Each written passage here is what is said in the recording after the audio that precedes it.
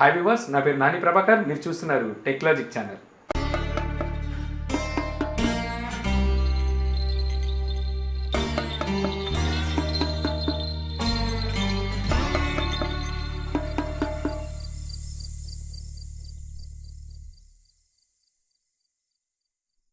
So తర్వాత ఇంకోటిసరికి అన్న LT and OLT గురించి ఇంకో వీడియో చేయమని చెప్పి అడగడం జరిగింది. ఆల్రెడీ నేను దీని మీద 2-3 వీడియోలు చేయడం జరిగింది. సో ఒకసారి మీరు ఆ వీడియోని ఒకసారి చూడొచ్చు.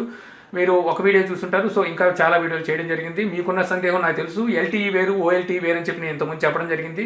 సో అందువల్ల మీకు ఆ డౌట్ వచ్చి ఉంటుంది.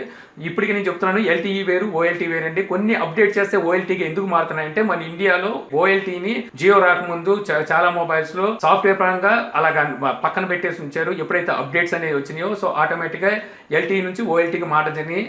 అందువల్ల కొన్ని ఓఎల్టీ సపోర్ట్ ఉన్నా సరే ఎల్టీఈగానే మన ఇండియాలో చలామణి అవుతున్నాయి. అప్డేట్ చేయగానే ఓఎల్టీగా కన్వర్ట్ అవ్వడం జరిగింది. అందువలన ఎల్టీఈని ఓఎల్టీగా ఫుల్గా కన్వర్ట్ చేయడం అనేది ఉండదు. ఎల్టీఈ వేరు ఓఎల్టీ వేరు. అలా అనుకుంటే జియో ఫర్ కాల్ అని చెప్పి అప్లికేషన్ లాంచ్ చేయదు. దానికి కూడా ఏదో ఒక చేసి మీరు ఎల్టీఈని విఓఎల్టీగా మార్చేసుకోమని ఎప్పుడో చెప్పేసేది. చాలా వరకు అలాంటి సాఫ్ట్వేర్లు కూడా వచ్చేసి ఉండే అనమాట.